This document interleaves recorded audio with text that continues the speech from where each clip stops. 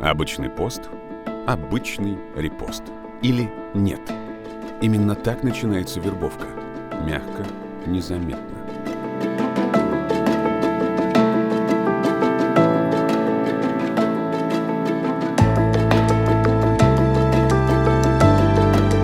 Постепенно радикальные идеи становятся нормой, а ты – мишенью.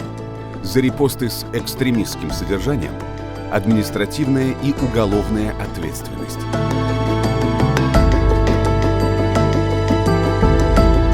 Один клик может стоить свободы.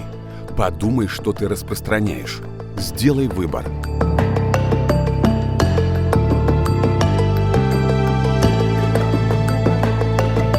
Репост – это тоже действие.